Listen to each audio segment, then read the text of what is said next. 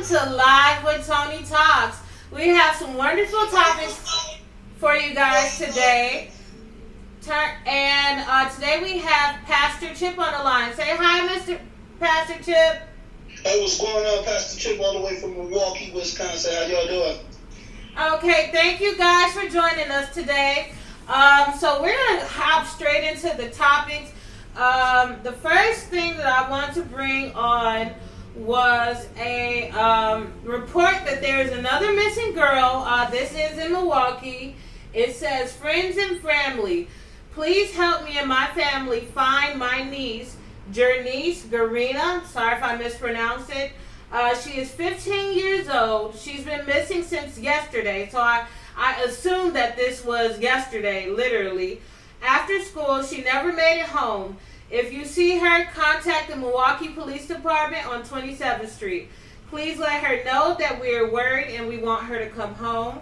Every time I see things like this, it touches me because I do have nieces and nephews. I have friends and family members. And, you know, if this is a real thing, I would love for everyone who can to spread the message and hope that this baby comes home, because if you watch the news, there are a lot of people coming up missing, and a lot of them aren't being found. Okay, so if you can, keep a lookout for this young lady, and hopefully she can be returned to her family unharmed. Yes. So again, just take a close look at this picture, and if you see her, please let your friends and family know. Call the police and let them know. Even if it looks like she's okay, you never know what the circumstances are surrounding that situation. So just call the police department and let them know that you did spot this young lady out and about. So we're going to go to the next topic, and this was a little interesting. It caught my eye because this isn't the first time, the 15th or the 100th time that I've seen something like this in the news. There was a 5-year-old. He brought cocaine to class and says it makes him feel like Spider-Man. Wow.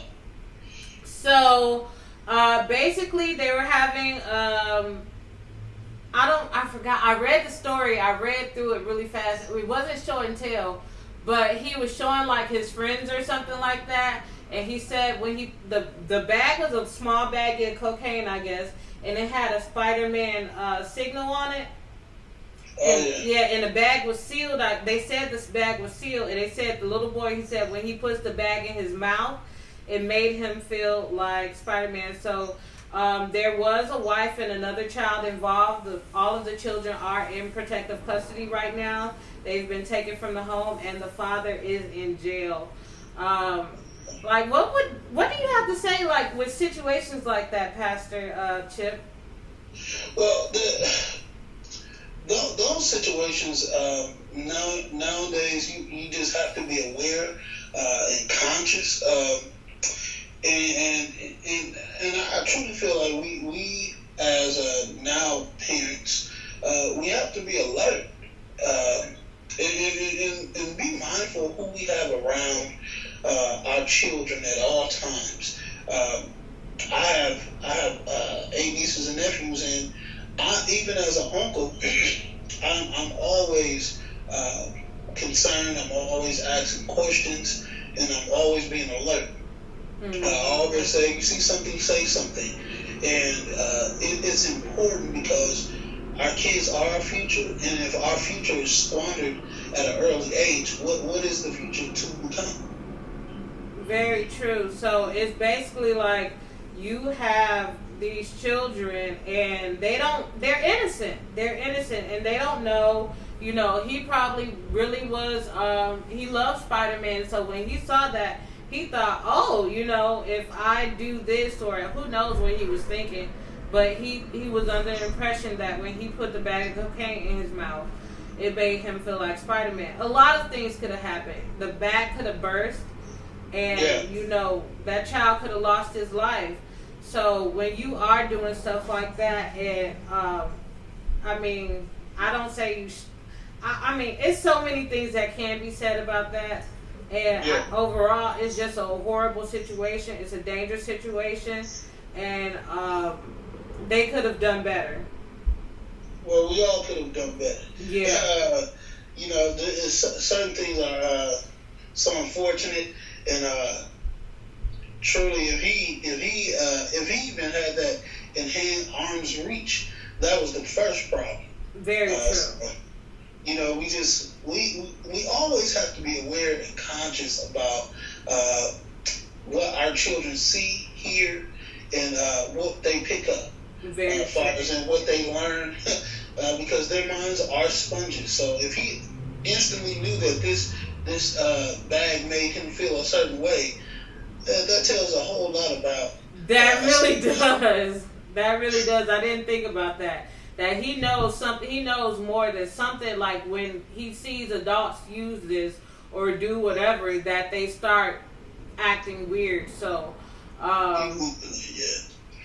there's a lot to say about that, and I'm glad that the children are safe now, and hopefully they go to safe foster homes, because there is a lot of stories about horrible foster homes that are worse than the homes than the homes that they got taken out of.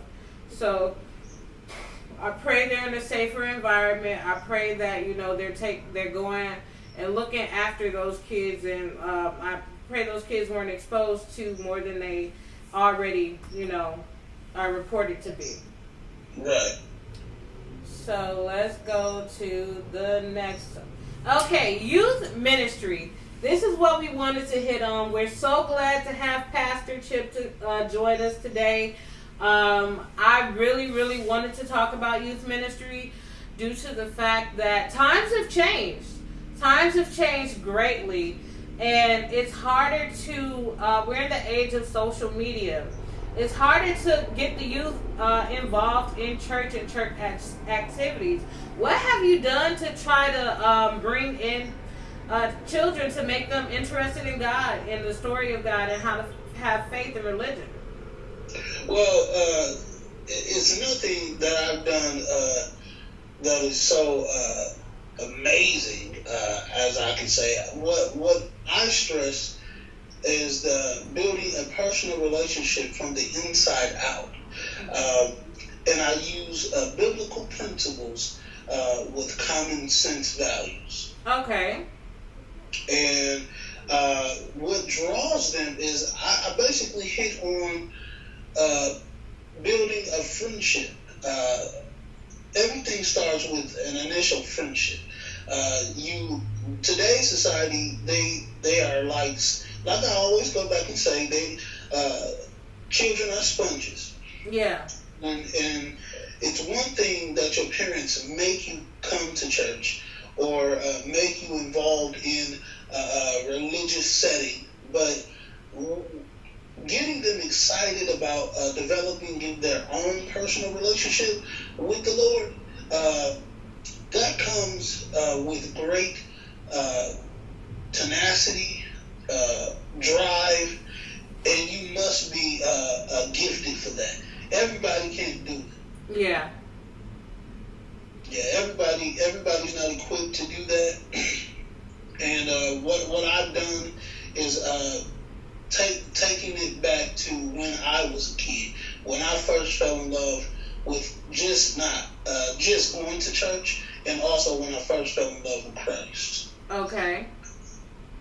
So, like, what do you do specifically? Do you go out to areas where there's a lot of kids? Do you go to parks, or do you try to have after-school programs, or are you just reaching out to the children that are the children of the members of your church? Do you go out in the neighborhood? What type of things do you do to engage the youth to make them want to attend church regularly? Well, one of the things, I first start with the youth that we already have at our church, and then I extend the invitation to other churches. Then what I'm doing right now for a particular school, Holy Redeemer High School, is that I host chapel. I'm the chapel pastor there, and I basically bring some of the same messages that I take all over the city, and I apply them to everyday lessons about life and life struggles, relationship, how to be more involved in building a prayer life. Okay. So, but I don't want to go into too much detail. But what would you say is the first step for a child when they don't have a true understanding of faith and prayer? What is the first step that you would tell them to building a prayer life? I know that back in the day, our parents used to make us get down on our knees and say our prayers before we go to sleep. What do you think a child could do on their own that would, if their parents have opposite beliefs or whatever, that they could do on their own to start building a prayer life and building that relationship with Christ? Basically praying over their food, saying grace. Okay. Huh? I said okay. I'm agreeing. So I use my nieces and nephews for example. Mm-hmm. I'm not with them 24/7, so instantly they know. When we're with Uncle Chip, we must say our grace before indulging into whatever he gives us. So, and that's how they develop a sense of relationship. They know who they're praying to, and they understand that this prayer is going to cover what we're about to have in our bodies. Okay. So, the next thing, it goes into, because it starts with the parents, but I wanted to discuss what really happened. I have a picture from 1960 that has a mother and a father and their 3 children. And now it shows how the family structure is broken down, where it's not a uncommon occurrence to see a single parent. This picture depicts a single mother with 4 children, but there are also instances where there are single fathers with 4 children, or grandparents with their children's children, or aunts or uncles with other people's children. What do you think has happened? Do you think maybe taking the absence of Christ in the home, or do you think it's society, or is it a combination of all, to where this, and this is specifically with the African American community. You do not see the separations of families as much as you do in the African American community compared to the Asian community, the Latino community, and the Caucasian community. And the Indian community. For some reason, this is a unique phenomenon in America where African American families are they're not families anymore. It's more so, it's a common thing to say, oh, that's just my baby daddy or my baby mother. And what do you think has contributed to that? I'm glad you asked. You said that. What I've been dealing with is that particular situation, and the reason why we are seeing so much of that is because we have allowed society to placate and dictate what we should do in our own homes. Back in, I'm gonna say the 90s, we were able to discipline our own children. We were able to practice our own beliefs. You always heard our parents say, what goes on in this house stays in this house. But one of the main things you definitely heard from our community was the power of prayer. The faith base, the base was so solid that it was almost religious and tradition to go to church either once during the week and every Sunday. Now, I believe we have allowed society to basically manipulate how we think, how we breathe, how we eat, and how we structure our home. Why you see so many of single parents and all of this is, one, I can truly say that I've experienced is that we have given to our kids too many choices. We have given them the ability to voice their opinion when I I didn't ask what, when, why, or how. And all of a sudden, we as parents have become friends with our children before allowing the responsibility and the respect to be of value or of an importance versus their friendship.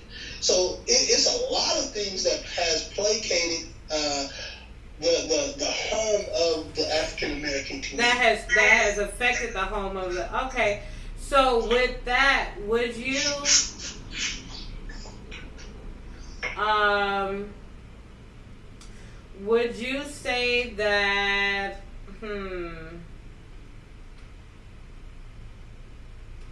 building you said giving children a choice, some people could misinterpret that to where you're just taking away their freedom to be who they are. Can you break down and explain what do you mean by giving children a choice when you're saying that instead of saying what can you give like an example of how you really mean to, because I know a lot of people love to take someone's words and run with them. What do you well, let me backtrack just a little bit. If we have gotten away from, and this is my own personal opinion, we have gotten away from the moral responsibility and respect portion of raising up a child in the way that they should go. Okay. We have gotten away from that. And one of the things we definitely have allowed the world system to do is take prayer out of the home and out of our schools. So our children spend most of their time in schools with other children who believe other different things, but mostly they spend most of their time with teachers that our parents, well, now that we don't even have a personal relationship with. Uh-huh. So when our children come back, we wonder why they're acting up, or we wonder why they're tired and exhausted, and all they want to do is play and all that. Back in the day, back in the 90s, we didn't have that. I know I didn't have that option. When we came home, there was a standard. So I would like to ask now, where is the standard for our children? You know, we all, everybody's quick to dress their children in the finest of linen, but are we really teaching at home? Are we educating at home? Education first starts at home. Respect first starts at home. So I wanted to backtrack to that, where the moral values and respect starts at home. Mm-hmm. So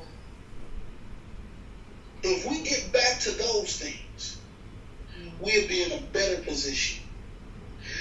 I'm not saying that our children don't have the right to express how they feel. No, I'm not saying that.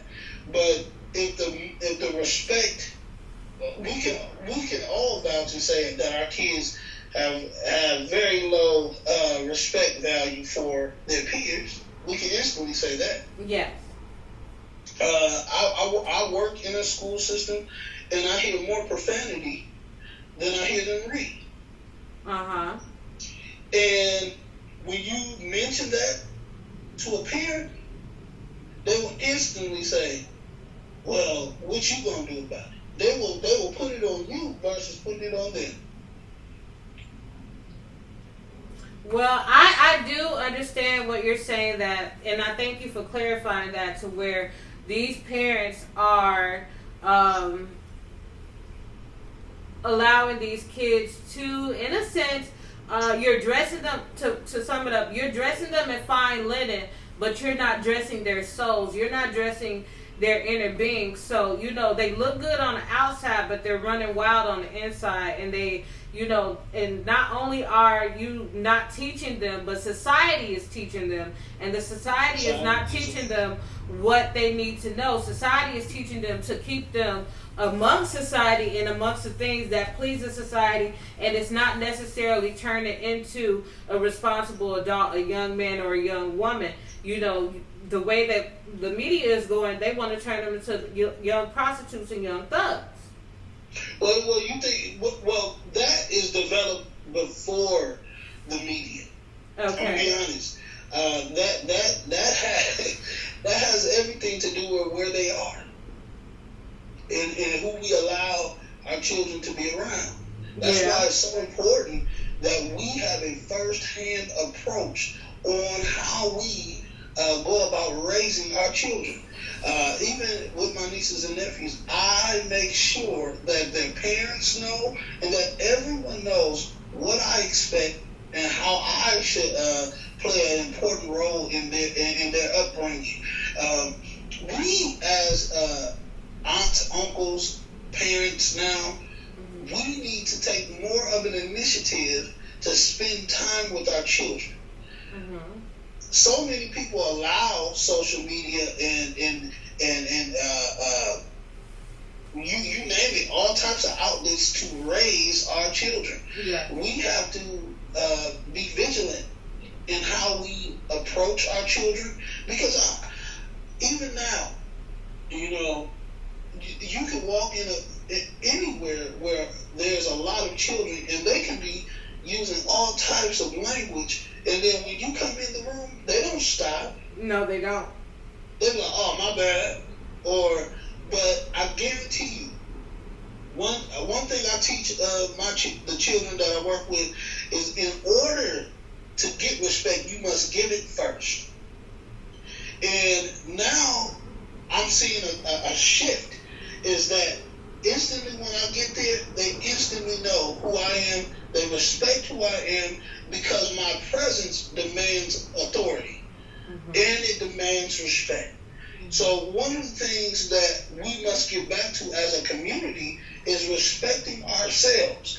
If we respect ourselves, our children will have something to look up to and have something to respect. But until we take the initiative and the moral responsibility of what we're creating, because they only can do what we have shown. So they only mock what we have shown. And if we have to take the responsibility and say, you know what, we gotta change. We're wilding out. I can't say your kid is bad if you're not doing a bad job. Exactly. So I don't say there. My mother always said, "There's no bad kid. There's bad parenting." Mm-hmm. But you got to be sensitive. We live in a sensitive society where you got to watch what you say, and you got to watch how you look at people. You can't text too fast because you might be grammarly incorrect. But when you really begin to understand who you are and what you are and who you serve, you'll understand that how to raise your children in a better society, and that society first starts at home. And I feel like we are the first generation, the full generation, where we have parents who were raised by TV. So all we know is the TV. So they're letting their children be raised by TV, and they feel like, oh, I turned out fine, so my children are going to turn out fine. Well, it's not the same. Right. That's true. That is 100% true. It's not the same. So to bring it back, to the topic is, now we find this black. So do you think that this is just a unique situation for African Americans, where how is this creating a situation where African Americans are having more broken homes compared to other groups? Well, it's just a revolving door. Just how back in the day, in the early 90s, where um, how the crack epidemic took out a lot of fathers in the home. Well, now we don't have that issue. The issue is now people feel as if they don't have to do it. And I think the have to needs to be instilled back into the responsibility. We have given so many of our rights to the system where we kind of relinquish the responsibility to the system instead of upholding the responsibility. I truly feel like I made the conscious and moral decision not to have children outside of marriage because I didn't want, for one, I didn't want the responsibility of raising them financially on my own, and I didn't want to put that pressure on the lady who had to bear that gift of mine, and especially when I knew I wasn't ready. So, and one of the things I think that is plaguing our community right now is sex, sexuality. Man, it seems like the next best thing that comes out that is what is that the most popular saying that's out, it plays our community. Because one thing I've learned is that we are the most powerful community there is and that will ever live. Why? Because we're stronger. When we finally get together, we're able to do big and great things together. But when we're divided, we are divided. Yeah. So that speaks volume itself. Milwaukee had about 3 years ago, we had a riot here, and it was nationally known. Yeah. And when we decided to cease it, to stop, we as a community stopped. We prayed about it, and we got justice for it. It took some time, but we as a community stopped it. And as a community, we burned it down, and as a community, we built it back up. But it almost as a community, we have to learn when to stop and push pen on situations and not allow it to get out of hand. And just as well as, like I said, sex is playing in our community, and it's really hurting our young people. It's really loud. Uno momento. I'm sorry, we have someone who wanted to join the conversation. Hello, how are you? Hi, Z. Say hi to everyone. Hi, everyone. It's Z from Chicago. Hi, I hope everybody have a very good and nice night.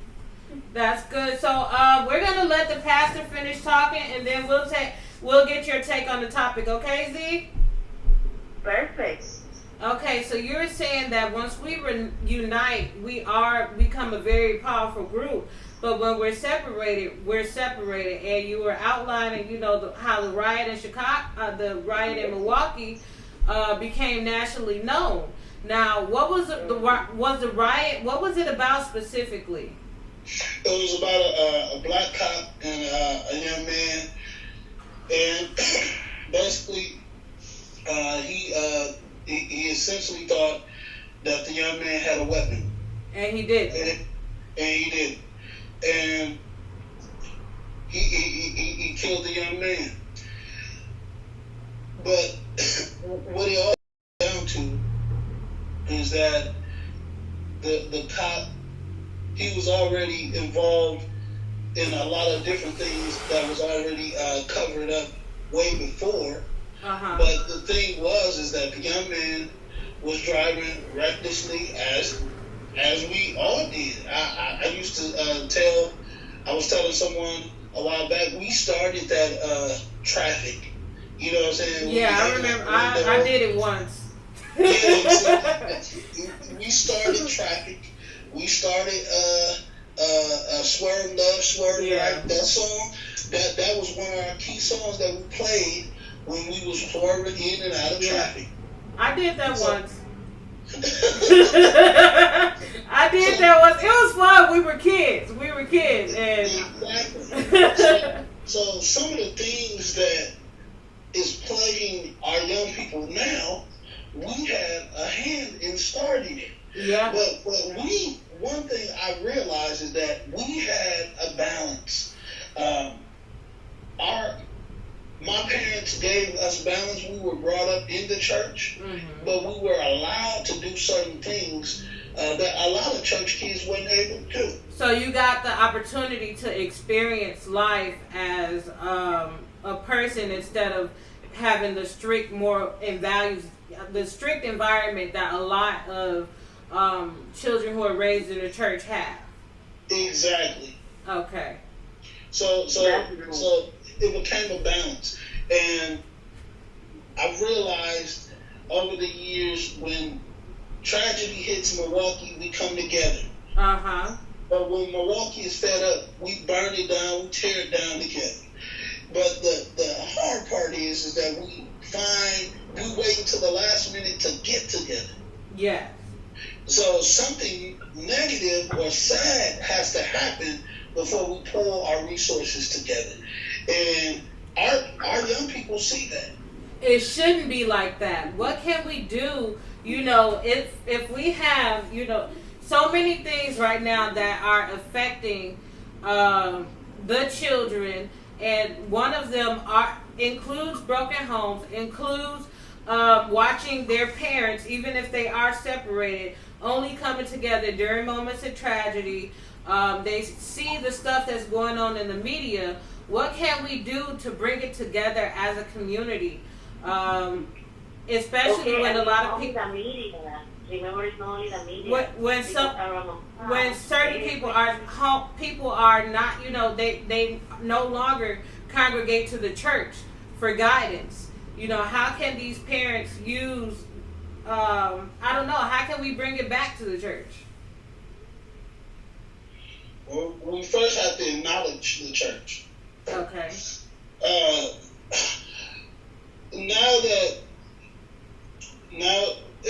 And this goes back to my generation, the millennials. We feel as if we don't need the church, as long as we have a personal relationship. Well, one thing about a personal relationship, yes, your relationship is necessary with your faith, but you also need to go, and this is just me, I feel as if it is important that you go and worship with the people of the same faith.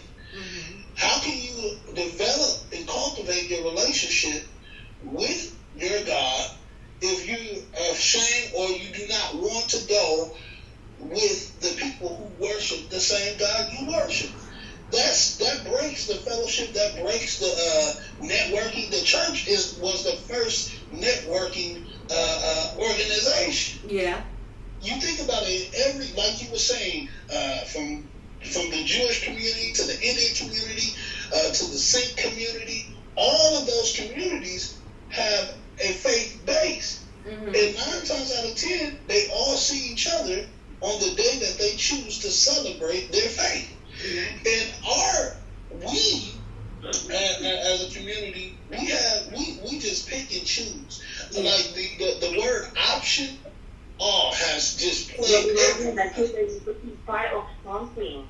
You need to call the kids to the church. They need to feel welcome. They need to feel that somebody needs there.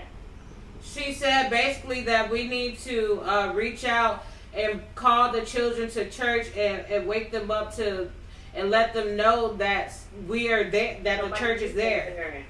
That they have particular activities for I agree. Like after school, they can have something. Like they call the young people, make them be part of something, because in this time when the people in the house have too much time for be working, it's a separated community, mother, father. They need to feel that they engage in something, some kind of extracurricular activity. They need that. Church is perfect because they can bring everything. They can bring, warm food, games. They can give advice to the kids, but they need to call the young people too. So she basically saying that we need to um, engage. engage them and bring them to the church and let them know that the church is there for the different things that they are not necessarily going through, but the things that they're experiencing, and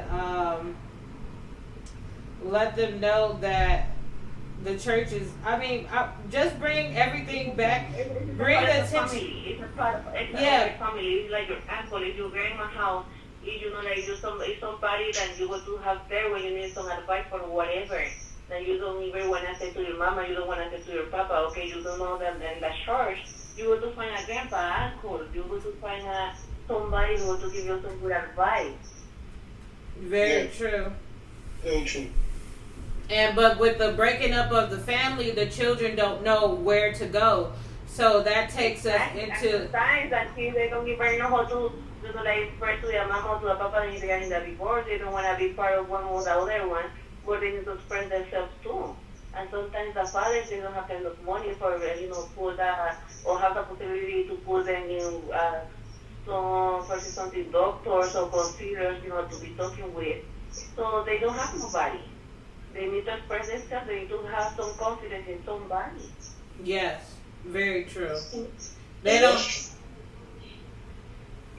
That is very true. So, as overall, like as a community, we the parents need to start interacting with their kids again. That's what it sounds like. well, Exactly. yeah, that's true. I feel parent involvement and parent support is necessary. Now, the thing is, what I've experienced is that if the parents are church hurt, then that's going to resonate with the children. So, what do you mean by church hurt? Because I have one of the things that Taya wanted to hit on was how the corruption of the church. Yeah. Oh Well, my well, God. I'm be honest. There's corruption everywhere, True. and what I feel as if so many people focus on the negativity of the church when that negativity is not it's not small by a long shot. Yeah. But look at stop always focusing on the negative, because the church it brings out so much good in the long run. Mm-hmm. We're so quick to hold on to something negative when it's done and over with. And No, we're not trying to be focusing on the negative part, but we are trying to be figuring out that don't check that, only see what we can do positive, okay? What we can do better for our own. Because it's nobody more than ours that can do nothing more better for our own kids. So, for example, I am a single mother and I use divorce. My baby have the extracurricular activities, the basketball, football in the school, but if he don't was having that, he was, burning in that house, we playing, Xbox or something to the time that he's going back from work. That is difficult too, because it's really difficult to find a place that you can trust in this time. And church needs to be one of that doors open all the time that you can be trusting 100% and you can be having, like I say, an uncle, an auntie, a grandma, and grandpa. Somebody who go to show you, hey, you know what, you are with your mama, okay, go to show you how to pick tea, open a do this, do that, main work or something like that. In this time, we don't want to have nobody to help us, and church needs to be exactly that, tool for. And church would be the place to where they could turn to someone if they don't have a mother or a father or a friend or an associate that they could turn to. They could speak to the youth minister to the church. They could speak to the choir director. They could speak to one of the deacons or one of the parishioners. Someone within the church will be there for them to give them guidance. Because, like they say, it takes a community to raise a child and not just... I'm sorry for interrupt, but exactly like that. Even in this time, when the kids they have like 11, 12, 13 years old kids, it's too much. They can use internet. The internet, this time they can be finding everything. The kids need to be knowing about sexuality too.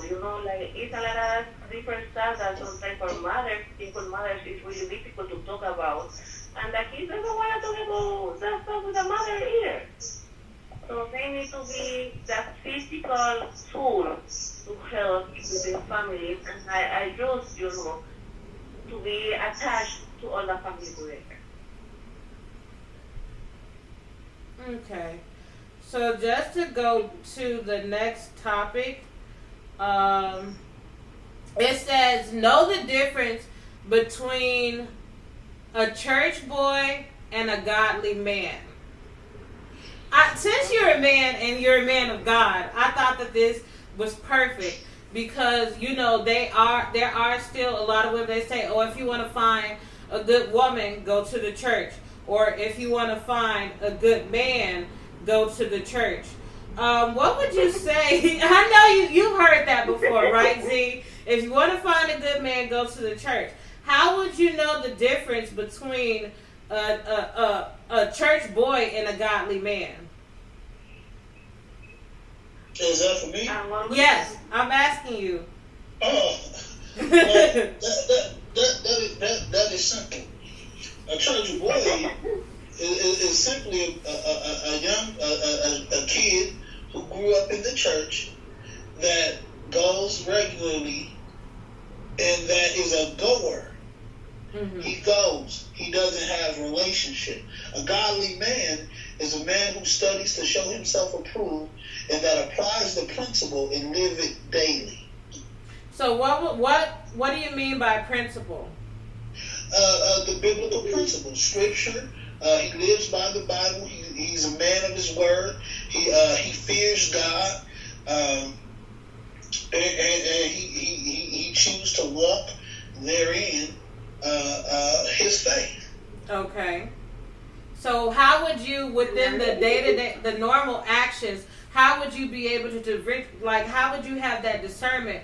What things would stand out between the actions of a church boy and a godly man? Because there are a lot of people haven't been raised in the church, so they don't know. They just see, like you said, you have a goer. Oh, he goes to church every Sunday and we pray and all this other stuff. We do all the things, like someone going through the motions compared to a man who walks the walk and talks the talk and is full of faith and is walking in his faith.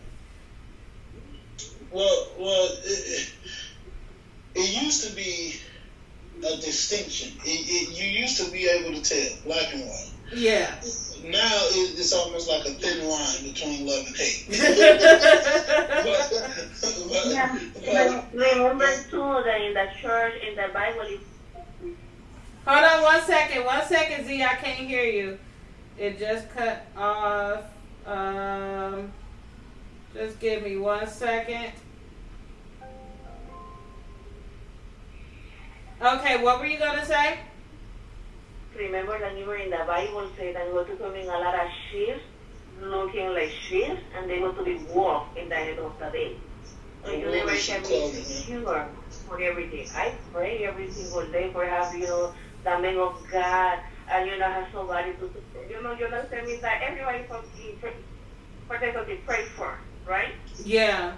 So she said that there are a lot of sheep and wolves, like you said, wolves in sheep clothing. How can you tell? Exactly. How can you tell the actual man that is a servant of God compared to the man that's just using it as a cloak? You won't be able to see it with your natural eye. Yeah. That comes with their relationship with God. Mm-hmm. You have to have a prayer life to be able to see who's for you and who's not. That's called discernment. Yeah. And a lot of people don't have discernment. They use their eyes for discernment, and that's when they're led wrong. Mm-hmm. So within your prayer life, which establishes a personal relationship, that's how you will be able to discern who's for you and who's against you, or who's not for you and who's not with you. You can't use the word begins to simply say faith without works is dead. So many men and women have faith that God will send them who they need to establish a relationship with to develop a family. But if you're using your natural eye, you can be misled. Yeah. So only way that comes to fruition is you must be able to have sound conversation with each other. I always say, now don't get me wrong, I do believe people can find love in weird and odd places, but I found love by face to face. I found it organically. I have a quote. I don't have it on hand, but your relationship must be as organic as the fruit that you eat. And so many people eat organic fruit, right? Yes. That's how you should find your loved one. That's how you should find the one that loves you organically. Instead of through, what do you mean organically? Are you saying like some people are the different methods that people are using to find mates, like going to clubs or going to? Yeah. Just stick to the basics. Okay. Stick to the basics, and if you pray to God to send you a man, trust and believe that He will. If you're a man praying to God to send you a woman, trust and believe that He will. But if you're taking the initiative on your own, I'm going to find him and I'm going to find her, you're 9 times out of 10, there's going to be a lot of trial and error. You have to be patient. Okay, can I say something? What did you say? Okay, I want to say something. Sometimes you pray and you try to be and find the best, right? And sometimes you try to be the best too, because you only cannot try to find something if you are not the best for somebody too. You need to, like, fix yourself, be yourself in one piece, and try to, be attached to God, and try to give that you're asking for to somebody that is asking for too, because you need to be giving that you're asking for. If not, that don't work. She said that if you're asking for something, you're asking God for something, and you're not basically living the life that a godly life. How do you expect to be able to receive what God has for you in a sense? Well, that wasn't the question, but she's correct on that. You have to live a life that's worth being sought after. You can't just live any old kind of way and then expect a God-fearing man or woman to receive you. Now, give or take, who you attract is who you attract. But one thing about it is, if you have a prayer life, things will take shape in your life. Okay. Like for me, I have a prayer life, and when I dated my wife, before I even met her, I prayed. I said, Lord, you know what I need. Specifically, I prayed specifically. I prayed about it, and I left it to Him. Then, in the meantime, between time, I got myself together. So I was able to receive my wife when she came, when I seen her. I was able to say, you know what, I'm ready now. Just because you prayed doesn't mean that you're ready. And there are some people who believe that, I made that one prayer, or I said that one prayer, now I'm ready to receive, when it doesn't work like that. It's a process to everything. There's a process to everything, and it doesn't matter how long you've been a saved person, or how long you've been a Christian, or how long you've been a Jew, how long you've been Catholic. It doesn't matter how long you've been in. It matters, are you ready to commit to it? Mm-hmm. So you can pray all day, but faith without works is dead. We all know that scripture. We all know that passage. Faith without works is dead. So guess what? Once you pray about it, now it's time for you to do the work on yourself, to prepare yourself for your sent one, for the person who's going to be able to accomplish you for your future. Mm-hmm. You can't just expect things to, I prayed about it and I went on a date and he was nothing that I expected. You get what I'm saying? Like, it don't work like that. Yeah. And you know what? That is a good part, my friend. I was praying for my man that I have right now because God bless me. Finally.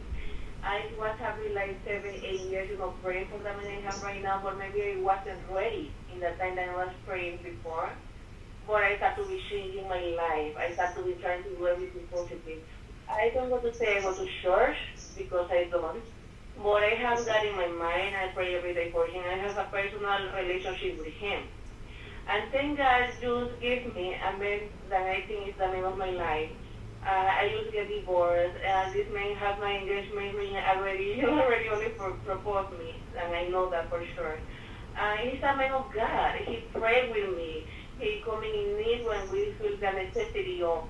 So my point with this is that sometimes you cannot be asking to God, praying when you are not even ready yourself for the person that He has ready for you. Exactly. Amen for that. Okay, so to the next topic, it really, everything that we're hitting on kind of falls into each other. So it says, when God wants to bless you, and that's why I let you guys continue. It said, when God wants to bless you, He puts a person in your life. And when the enemy wants to destroy you, He also puts a person in your life. Wisdom is knowing who sent who. Because we do that. We pray for not necessarily a person, but for certain things in life. And sometimes it's not something that you can do on your own. To make you strong. Yeah, it's not something that we can do on our own. How can they use, and a lot of this has to do with discernment, but a lot of people don't know. They know what discernment is, but they don't know what it is. Do you understand what I'm saying? Yeah, I definitely. It's actually a gift. It's the Because gift. everybody don't have it. The gift of the Just Spirit. and I can even take it further. Wisdom is a gift. Yeah. and I can take it a step further. Common sense is a gift. So it's not that people don't have discernment. It's that everybody is not gifted with discernment. Okay. And yes, the devil also has his ways, just as God has his ways. But one thing I've learned within developing a personal relationship is trusting and understanding that signs and wonders are true. If you're not able to be aware of the signs, you're really moving on a how can I say, moving with the wind. Yeah. I'm always I always try to stay aware, and I'm always trying to stay conscious and abreast upon what's going on. Like the old folks used to say, keep your ears towards the ground. How to do that? Like you said, God will send a blessing your way, and the enemy has a quote unquote blessing his way, and you have to be able to basically rightfully divide it. You got to be able to see it. Now, all right, you are for me, you are not for me. Exactly. Because a lot of people end up in that situation. I have too, where I think that, this person, this was the gift from heaven that I like. You came around, and maybe the devil is a liar, and you meet this person and everything starts to go good, and you're like, this person is a gift from God, but that was just to reel you in. Like that phrase on Fighting Temptation. She said, "Dean is a gift from God," and the lady said, "Yes, snow, rain, but we still must wear our rubbers."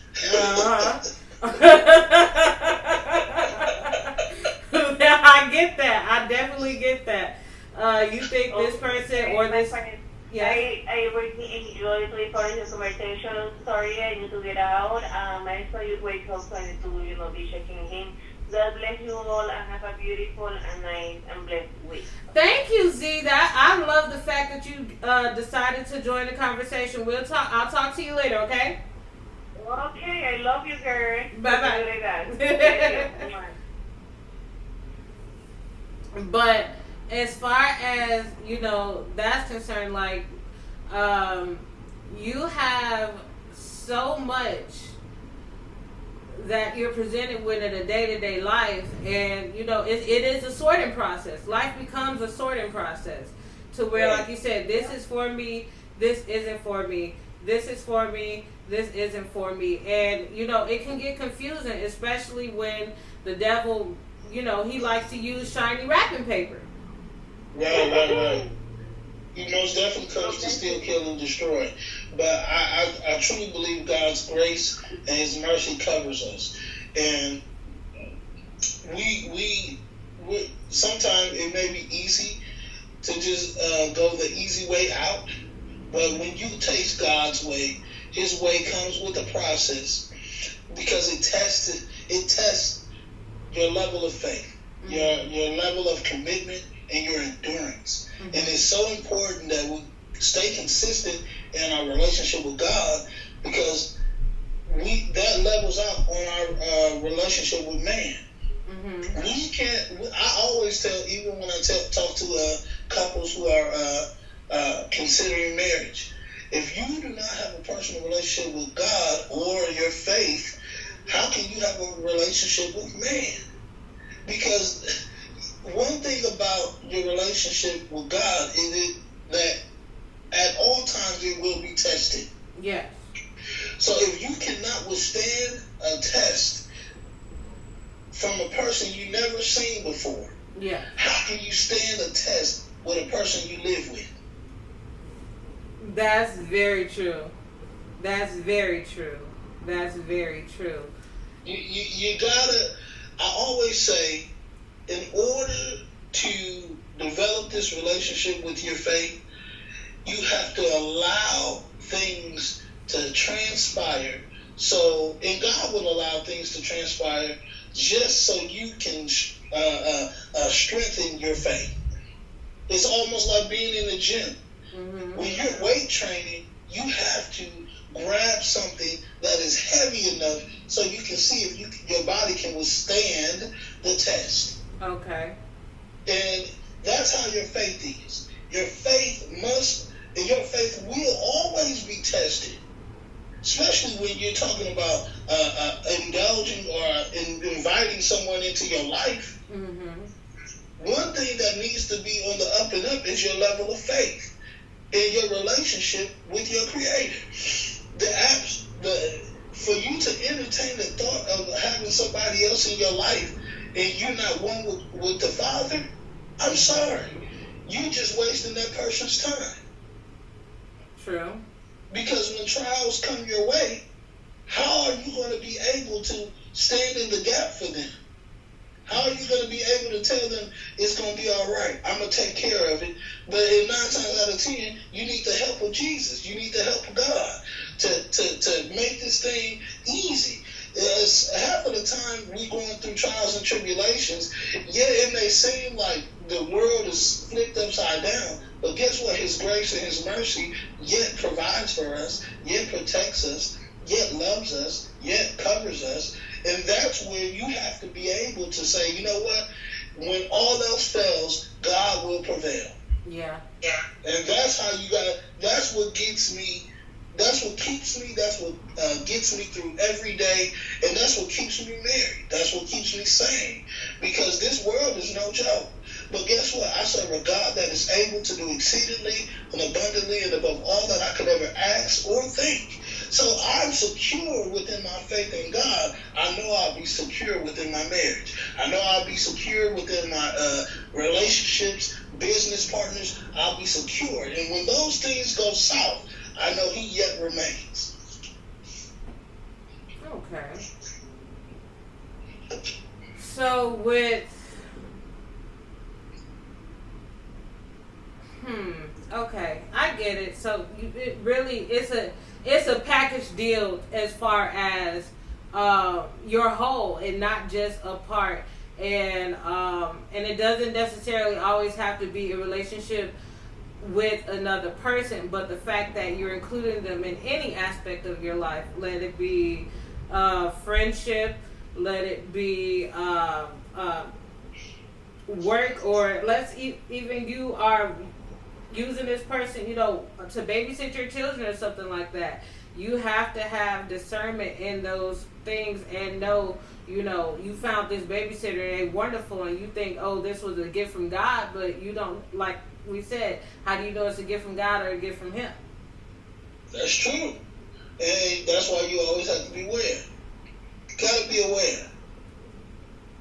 Okay. So we're going to go to the next topic, and that is,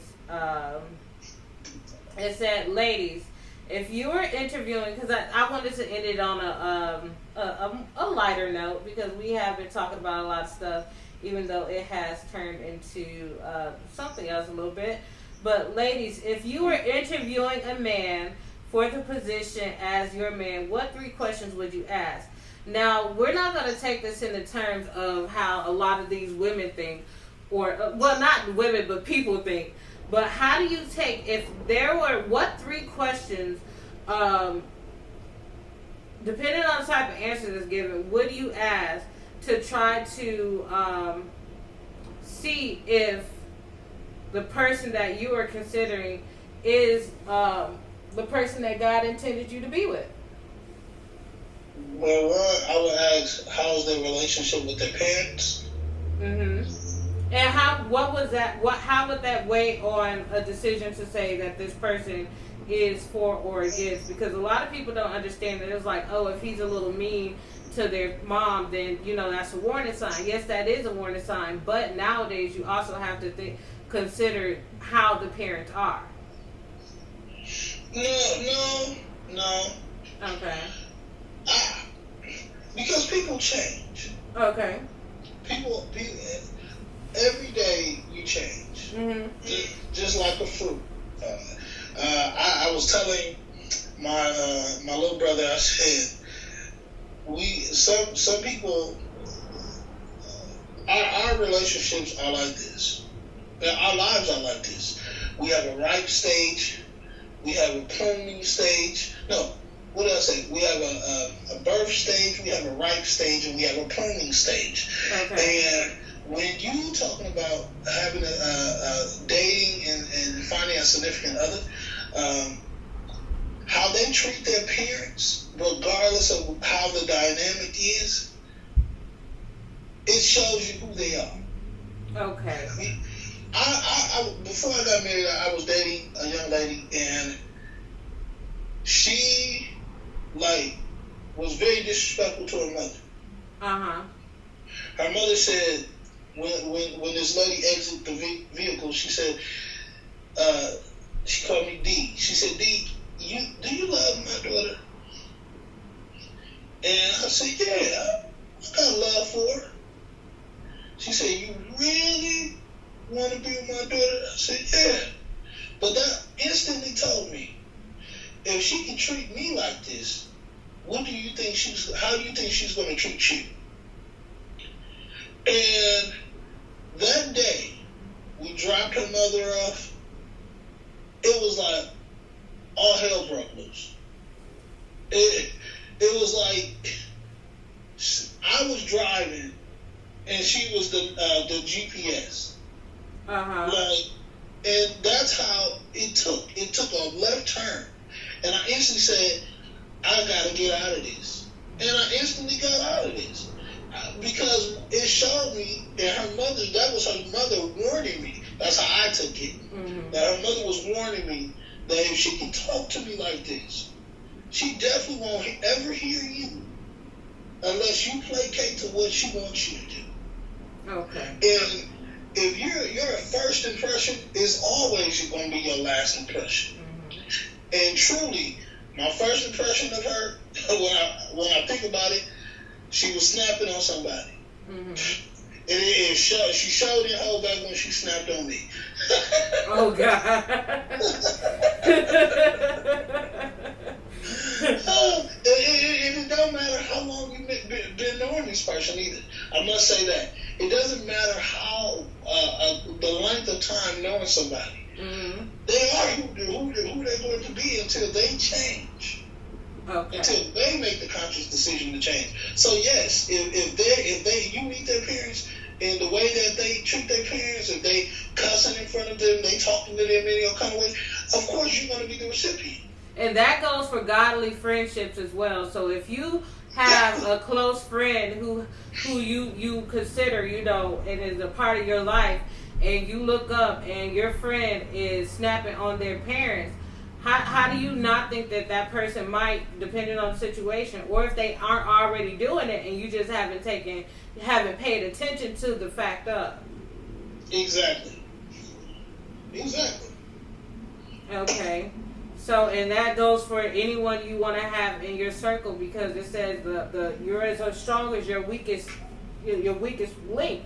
So your circle of friends, if you have a circle of friends that are power, money doesn't equate to anything, but I'm talking about spiritually powerful, and not in the evil spirit powerful. I'm talking about with God, because we are in troubling times. But you have people who have a relationship with God. How can you have a solid relationship with God if you can't work on it, especially if your parents are, because I've seen people with parents that are questionable, but if you don't have a solid relationship with your solid foundation with your family members, how can you have a solid relationship how can you say you have a solid relationship with God? Because God covers all things, right? That's true. That's correct. And my take on that is that at the end of the day, you got to know who you are and be real with who you are. Mm-hmm. Because at the end of the day, your name is all you have. And if you're known as a firecracker, Mm-hmm. that's who you are. Yeah. And be confident in who you are. Mm-hmm. Like, I know some people who will say, I will go off on you. You said the wrong thing to me. I'll go off on you. Mm-hmm. And guess what? I know that when I go to them, I gotta have all my I's dotted and all my T's crossed. Because they'll go off. That's who they are. And so, one thing I tell people, have confidence in yourself. When you're trying to figure out if you want to go on a date with somebody, Mm-hmm. first, find who you are. Have confidence in yourself.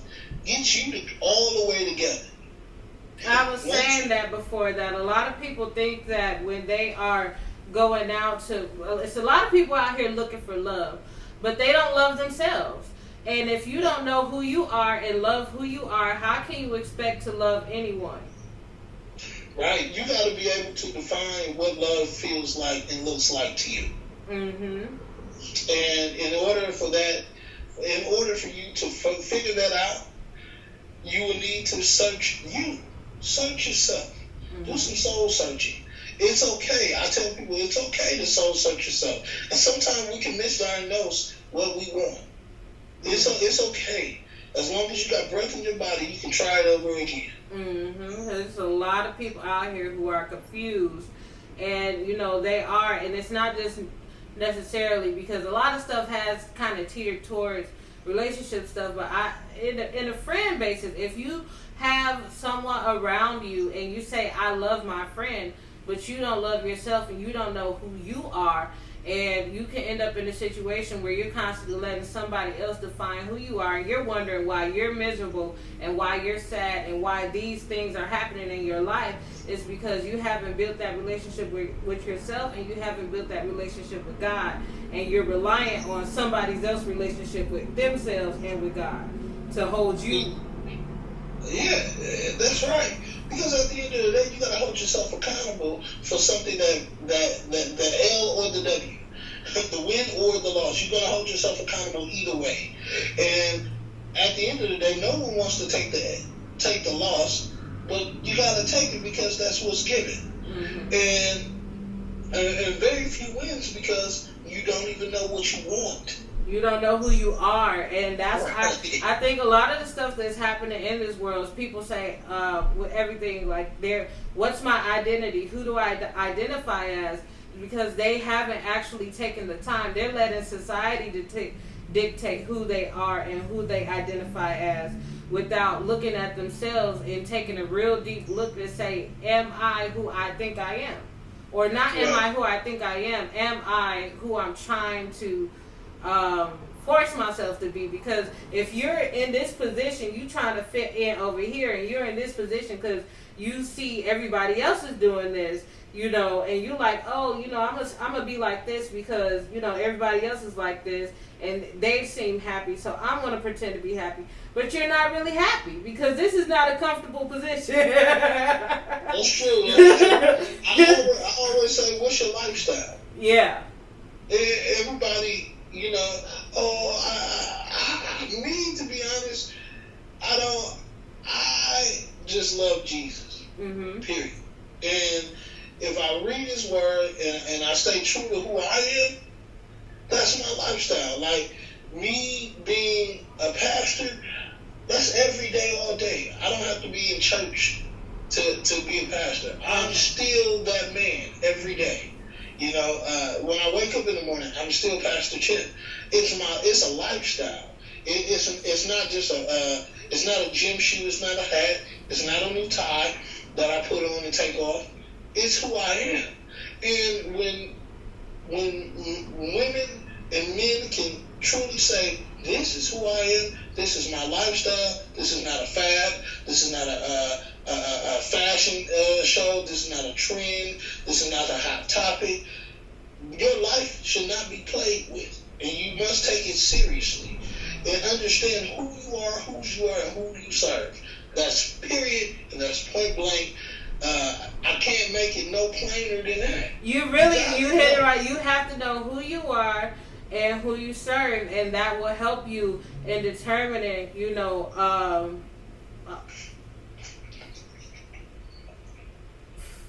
as far as the people that are and are who are for you and who's against you. Because if you don't know who you are, how can you know anything about anyone else? So what would your second interview question would be before you invite someone or a friend or associate or something into your life? What would the next thing you look at? What would be the next thing that you would look at? What are your core values? Okay. So what do you mean by core values? How would... What do you believe in? What is morally responsible, and are you fiscally responsible? So are you saying being unequally yoked in a sense? No, unequally yoked, it could be a little deep, per se. If we haven't discussed what is our views on religion and where we stand in faith. But you must have some of the same values and moral values on that end. Some things we can work out. Okay. Some things we can work out. I don't tell people to go into a date with a checklist. Be open. Be open-minded, because at the end of the day, you might not be everything that's on somebody's checklist. You just got to be wise about that. But at the end of the day, some things are workable. Yeah. Yeah, some things are workable. So one, you should... I do want to know, do they have a work ethic? I would like to know, do they desire to have a family? So are you saying for, like, let's say if you have a friend and you have this friend and you, let's say you're a hard-working person and, you know, you work the whatever shift and that person works the same shift, and you guys like to meet up and go to Bible study or to Wednesday service, or you go out to eat, or you go bowling or stuff like that, and you realize this person, you know, is so you're saying that you realize, wait a second, this person does not share the same values as me, as if you take them to the movies or something like that, and I've seen this, that's not right, you take them to an event and they're okay, it goes into you take them to an event and they're doing things that you wouldn't do. So you're saying that after seeing that person does things that you don't do, that they aren't morally in sync with how you would operate on a, y'all morals don't match. Well, no, I wouldn't say that because there's plenty of people I hang around with that do things that I wouldn't do. Okay. What morally is, do you have respect? Do you have faith? Are you serious about it? And are you serious? My morals is simple. My morals and faith, respect, and being true to who you are. Mm-hmm. These things, I feel like when I was dating, that's what I looked for. Okay. A woman who had a drive of her own, someone who had a strong sense of faith, and someone who was self-sufficient in everything she does. Mm-hmm. That's what I married. Very independent and have a drive. Can the First Lady join us? Is she still busy? I don't know. I don't even hear her. Are you available, honey? Oh, she's probably laying down now. Okay. I would love to hear her take on it. Yeah. We can get her next time. Okay. But I definitely had to, because she kicked it with a lot of people I would never kick it with. Okay. And it wasn't no slight on her or them. It was just that I never would even imagine myself kicking with them because they wasn't my type of crowd. Mm-hmm. And of course, I've always been an old soul.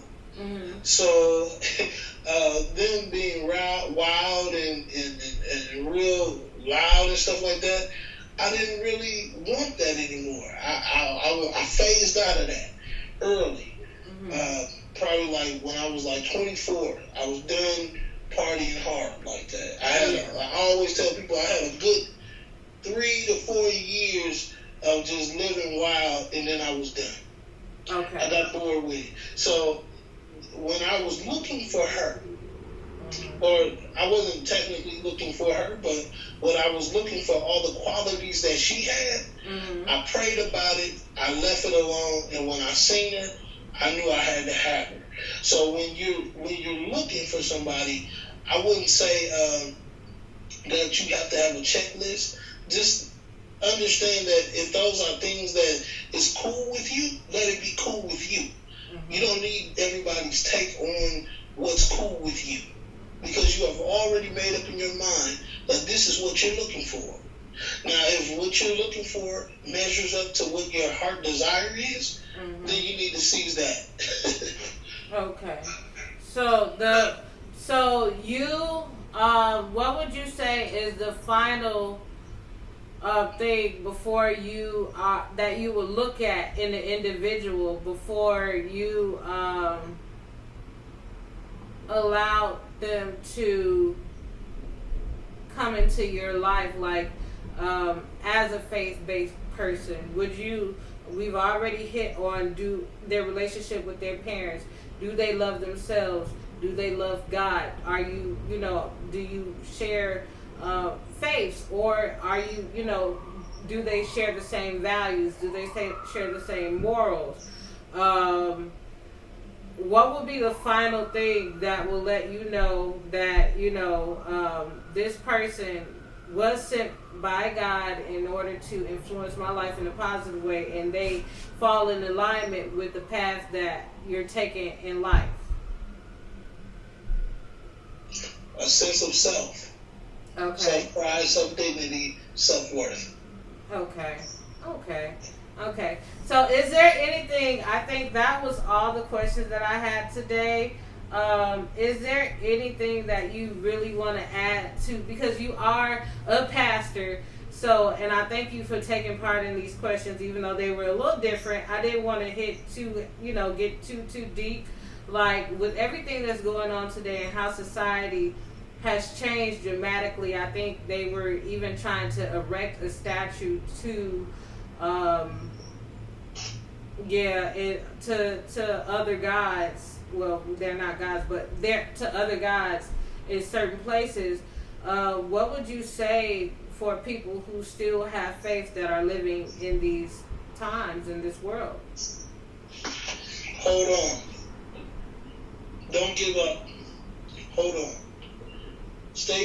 Be steadfast and unmovable in what you believe in. And if what you believe in is true, it should come to pass. Mm-hmm. If not, then you need to pray. Yeah. Pray.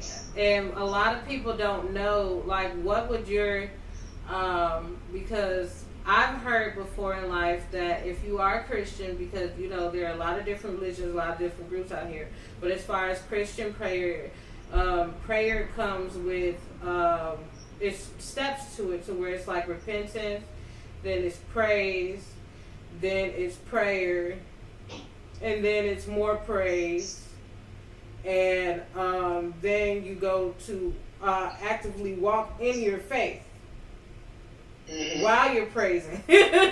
So there's a lot of praise that goes on, and I think a lot of people don't know about the part where you actually praise. There are a lot of people who just ask God, but they don't actually praise God for everything that, what would you say, like, what would your steps to pray a faith-based praying life would be? Like your steps to prayer. My steps are 3. I do ask for forgiveness every day. Because sometimes I probably will offend somebody and I didn't even know it. Okay. Then I thank him in advance for what he's getting ready to do and what he's already done. And then I thank him and then I praise him.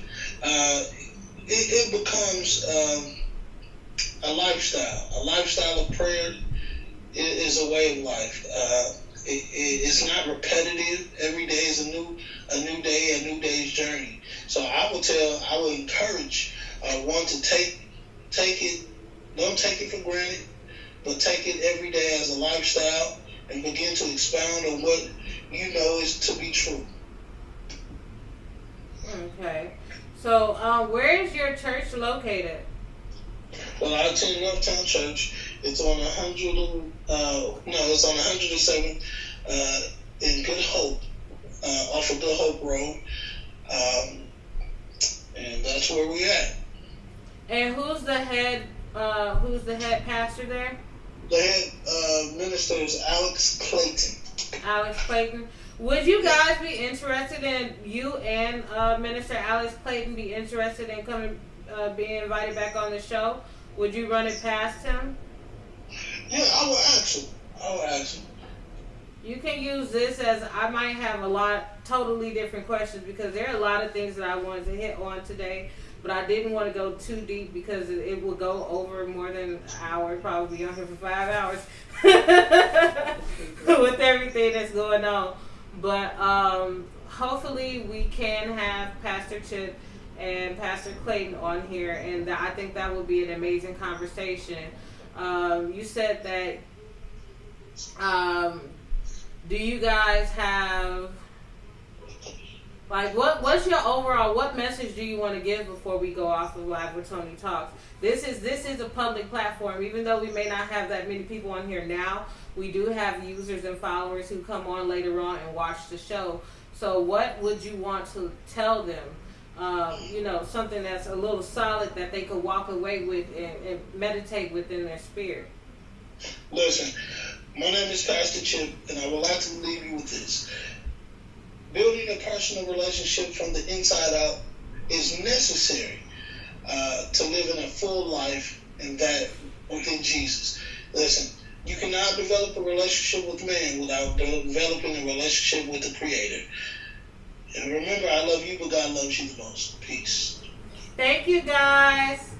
Thank you. Thank everybody. Thank you for coming on the show. So I'm gonna click the intro and we can roll out.